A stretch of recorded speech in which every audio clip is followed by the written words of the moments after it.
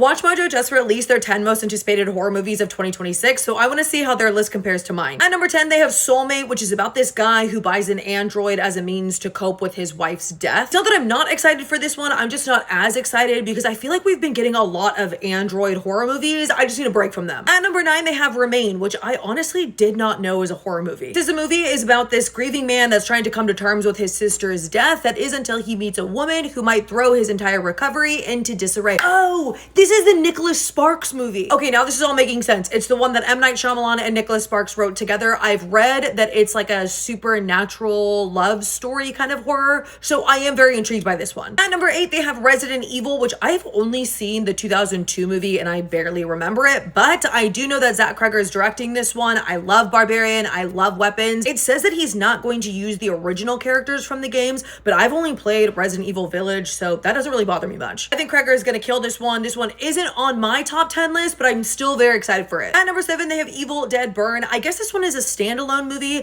I don't know, after Evil Dead Rise, I'm not too excited about the upcoming one. I feel like we have way too many Evil Dead movies. I think we can put that one to rest. At number 6, they have Send Help. This is the first one on my 10 most anticipated list as well. This is the one that has Rachel McAdams and Dylan O'Brien, and they play as two plane crash survivors deserted on an island, and they're forced to brave its brutal nature. This is Sam Raimi's first original movie since Drag Me to Hell in 2009. I am so excited about this one. At number 5, they have Clayface, which is on my list too for most anticipated, but I am just now learning that Clayface is a Batman villain. I truly did not know that. I just loved the synopsis of the movie, so that's why I put it on my list. Wait, and I'm also just finding out that Mike Flanagan is a co-writer, which I also did not know, and I am obsessed with Mike Flanagan's work, so now I'm even more excited. At number 4, they have Werewolf, which is also on my list. 3 in a row that are on my list. I love Robert Eggers' work and the mood and the environment that he's able to capture in his film, so I just know that this mysterious creature stalking a foggy countryside villain is going to be